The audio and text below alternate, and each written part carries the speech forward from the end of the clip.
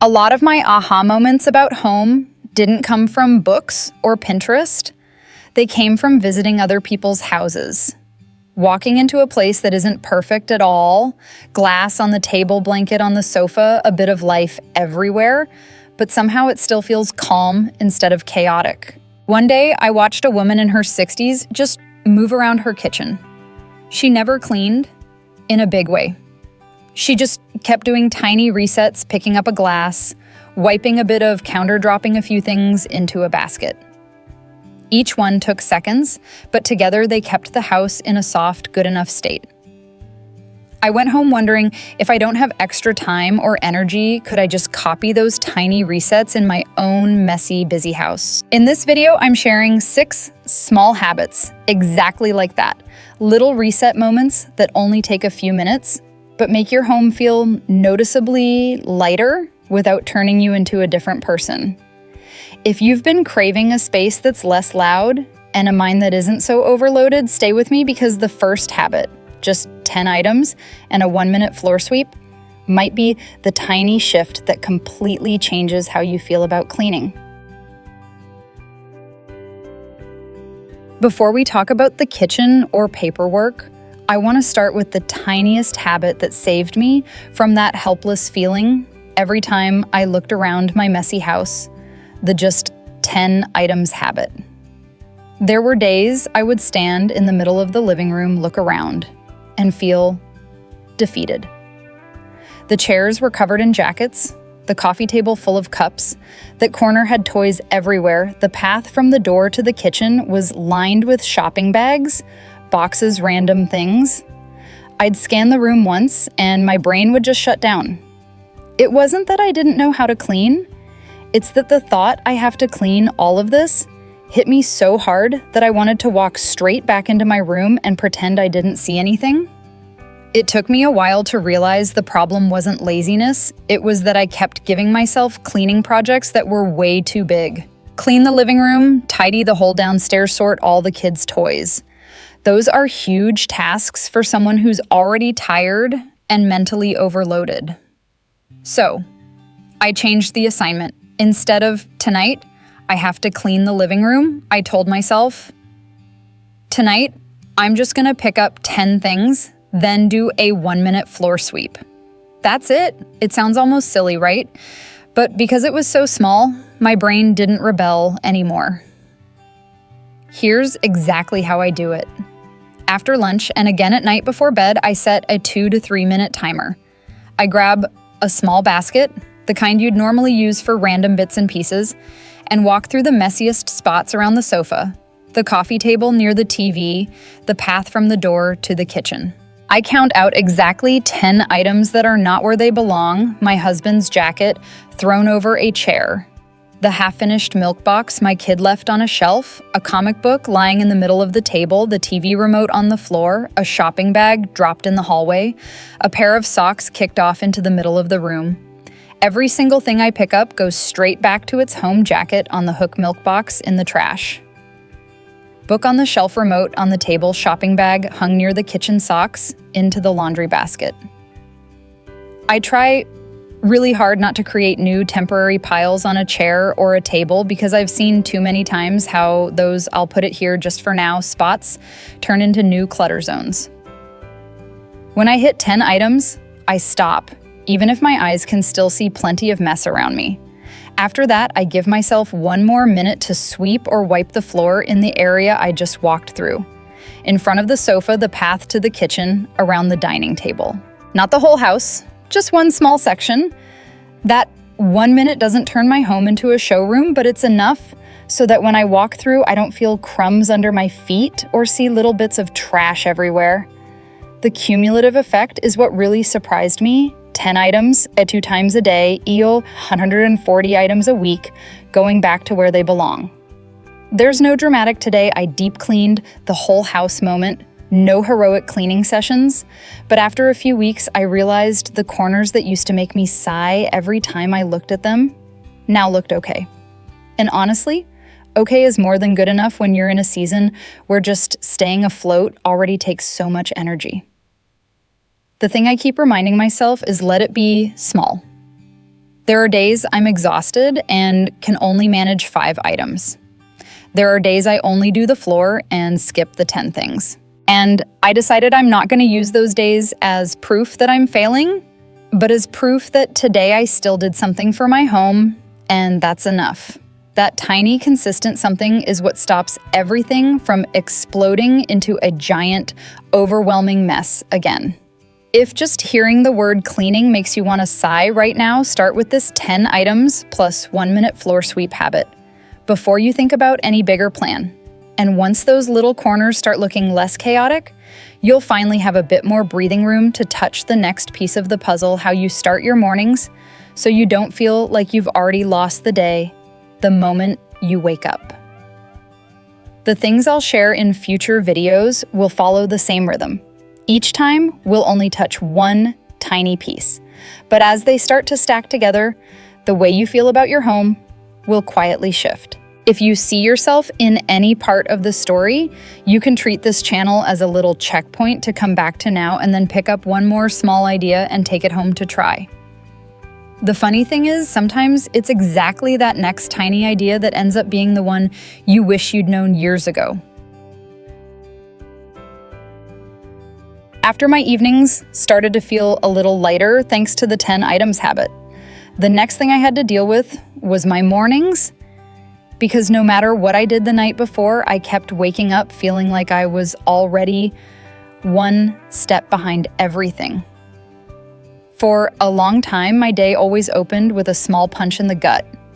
I'd open my eyes, sit up, and the first thing I saw was chaos. The blanket twisted into a knot, pillows on the floor, a heap of clothes hanging off the chair. I'd walk out of the bedroom, the sink full of dishes, crumbs, and grease on the stove, the dining table covered in cups, milk cartons, random papers. No one had to say a word. My brain would instantly go, it's already like this, and it's only morning. And that feeling of losing from the starting line followed me the whole day. The small change I tried, and now keep, is giving myself a morning light reset, not cleaning half the house, just 5 to 7 minutes at the start of the day, so both the house and my brain can wake up in a softer way. Practically, it has 3 very simple steps. Step 1, let the house breathe. No more grabbing my phone in bed. I get up, open the curtains, crack a window, or the balcony door if I can. A bit of light and air sounds small, but it changes how the room feels. I don't feel as trapped in yesterday's mess. Step 2, make the bed in 1-2 minutes. Nothing fancy. I pull the sheet flat smooth, the blanket, put the pillows back. The room goes from someone gave up here to someone lives here and cares a little. And at night, seeing a made bed makes it easier to let myself rest. Step 3, 5 minutes on one main surface. Then I pick one spot, only the kitchen counter, or the dining table, or my desk. I set a 5-minute timer and use the touch once rule. Whatever I touch, I either wash wipe, put away, or drop into a later basket. Here's what a normal morning looks like for me. I walk straight into the kitchen and look at the counter and the area around the sink. There's a bowl from last night, a knife soaking in water, 2 cups, a spice jar someone forgot to put away. In those 5 minutes, I only do the absolute basics: rinse and wash. The most obvious dishes, wipe down the counter once and gather anything that doesn't belong in the kitchen, the kids' toys, papers, phone chargers, into a deal with later basket that I keep in the corner. I'll deal with that basket at another time during the day when my brain isn't rushing. The morning has just one goal: to be able to walk past the kitchen without it looking like the back room of a restaurant after closing. Some mornings, I only manage 3 minutes because the kids need me or I have to leave the house early. I let that be okay. 3 minutes is still better than nothing. A kitchen that isn't spotless, but has half the dishes gone. A table that isn't perfect, but no longer covered in random cups. That's enough for me not to say, I already want to cry and it's only morning. After a few weeks of keeping this habit, I noticed something small, but important. I stopped avoiding my own gaze in my own home. When I woke up and walked into the living room or the kitchen, I no longer had that, oh my God, is my house always this bad feeling? Instead, it became, okay, this is fine. At least there's one spot that looks calm, and just that one calm spot made the whole day feel lighter. When your mornings stop starting with a shock, cooking and dealing with dishes later in the day also feels less heavy.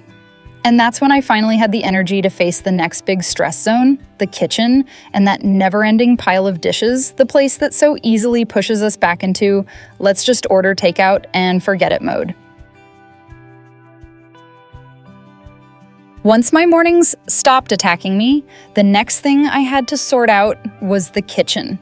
More exactly, the sink that made me sigh every single night.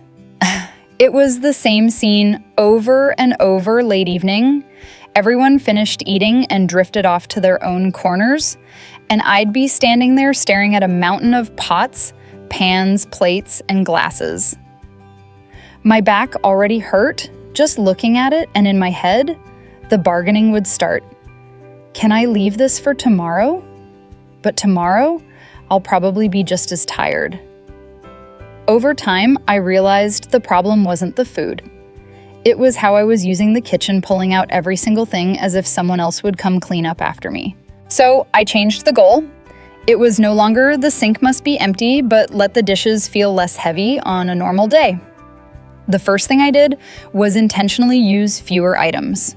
For one meal, I tried to stick to one cutting board and one knife, if possible, one bowl that could both mix and serve, and the same pan for 2 dishes if I could just wipe it quickly in between. It sounds small, but just that change made the pile in the sink shrink noticeably. There were still dishes, of course, but it no longer felt like the whole kitchen had been destroyed for one meal.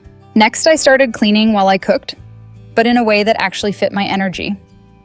Before cooking, I'd fill a small basin in the sink with soapy water. While I was waiting for water to boil soup to simmer or rice to cook, I'd toss used utensils into the basin and either wash them quickly or at least let them soak.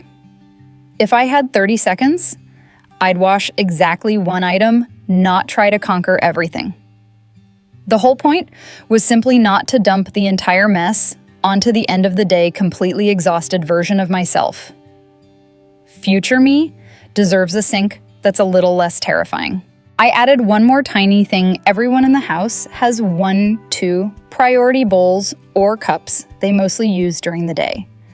When they finish a drink, they give that cup a quick rinse and leave it ready for next time.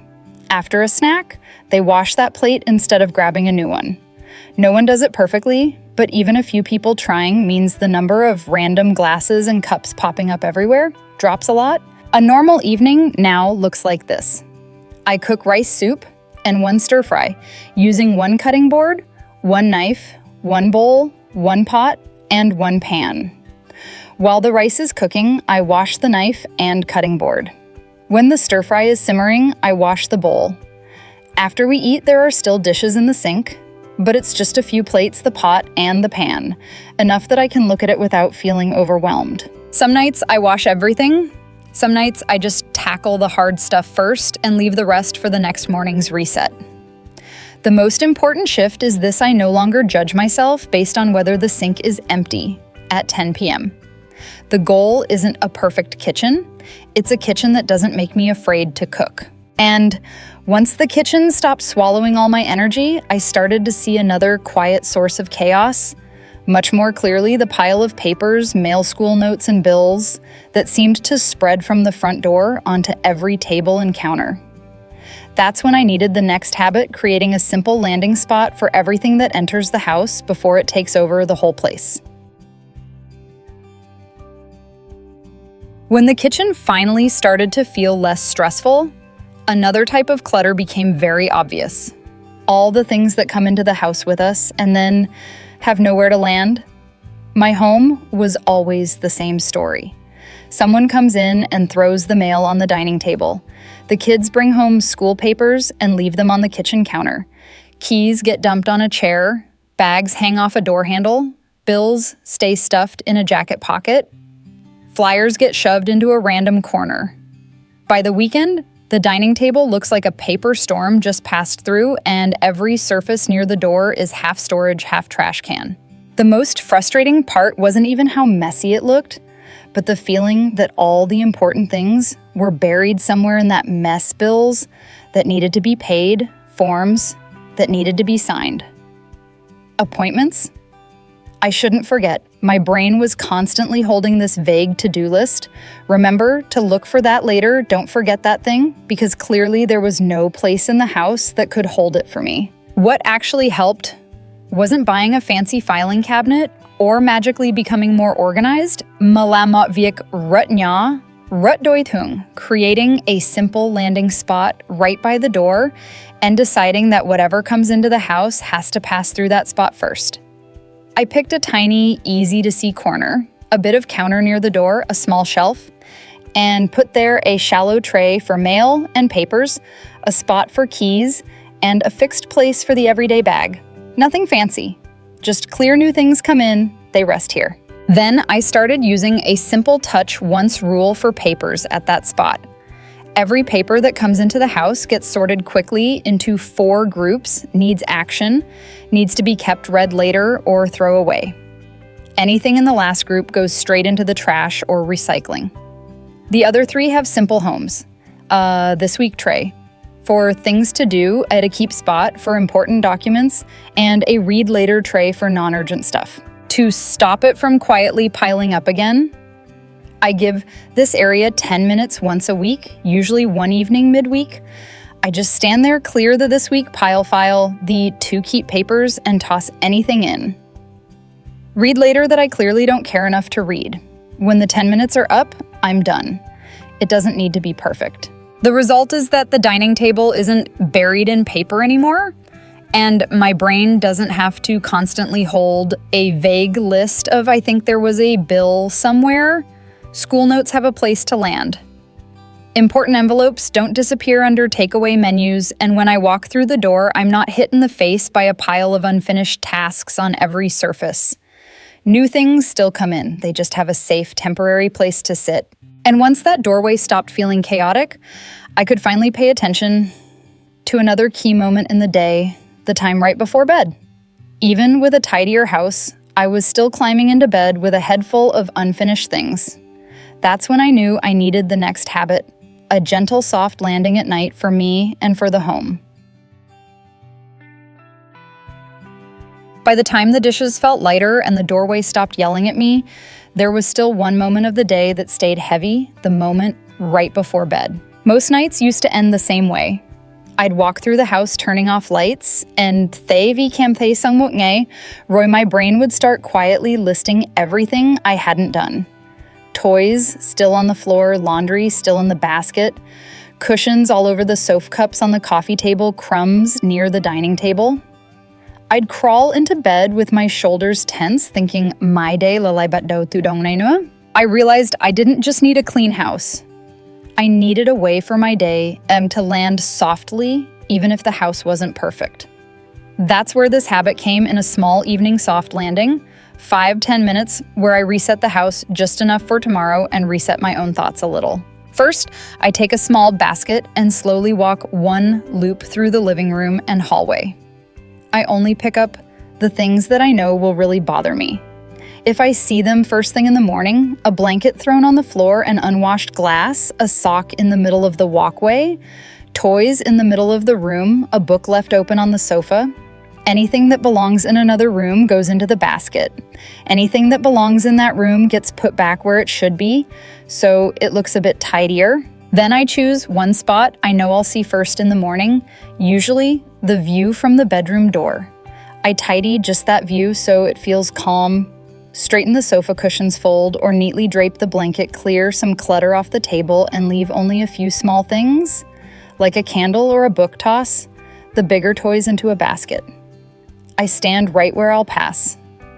By tomorrow, look at that view once more, and as long as I can think, okay, that feels calm enough, I'm done. While I'm doing this, I try to switch the voice in my head. From "this house is always a mess," I clean and it's never enough, to "today this home held all of our tiredness." Now I'm giving it a bit of order, so tomorrow is easier, it doesn't have to be perfect.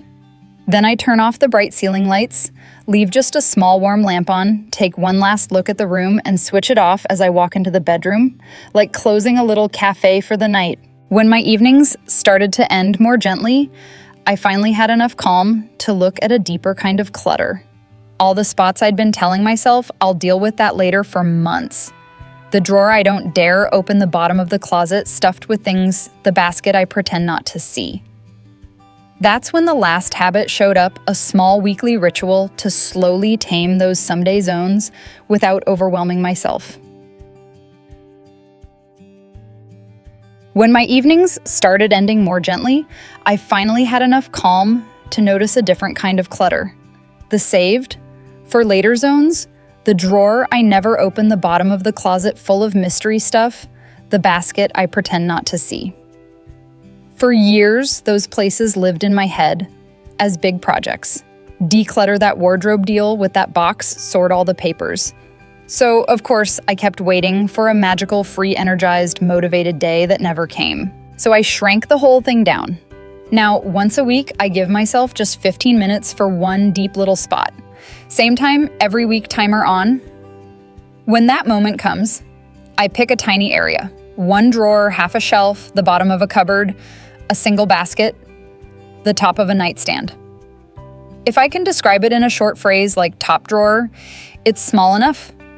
Then I empty it out and sort fast into 4 piles. Use often, use sometimes, let go, and not sure.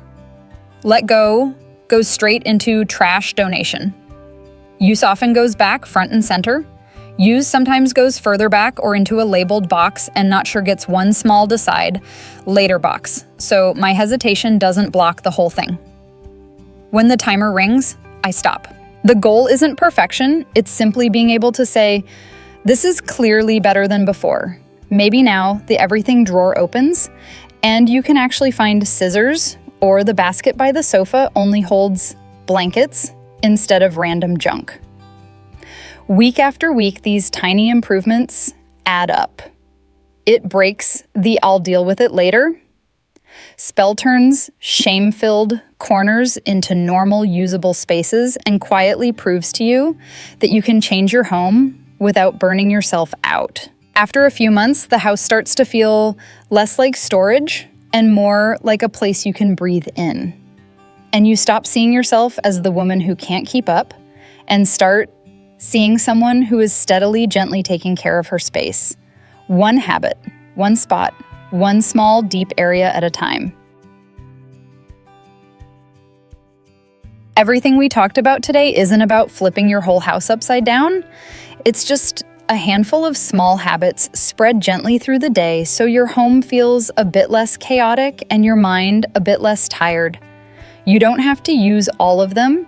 Even one small change that you stick with is already very different from how things were before. If you've been wanting to spend less time wrestling with mess and keep a little more energy for yourself, just pick one habit from this video and try it for a week. If even one thing here helps you breathe a little easier or blame yourself a little less, that's already enough. If you'd like to go deeper into specific areas, the kitchen paper clutter wardrobes, I have separate videos where we walk through each zone more slowly, so you can build a system that fits your actual life and home. And if this felt helpful or familiar in any way, you can hit like or subscribe, so I know this is the kind of content that truly supports you. And each week, we'll keep adding one small change at a time for a home and a headspace that feel a little lighter. The videos that come after this will stay just as down to earth, real corners of the home's small habits and the way we talk to ourselves day to day. Not magic tricks, just little puzzle pieces you can slowly fit into your actual life. If changes like that feel right for you, you can think of this channel as a place to drop by again tomorrow or the day after, pick up one more small thought and test it in your own home. A lot of women have told me that just 1 or 2 ideas completely changed how they feel about their space. So who knows, the next time you come back might be the moment you think, okay, this is exactly what I needed.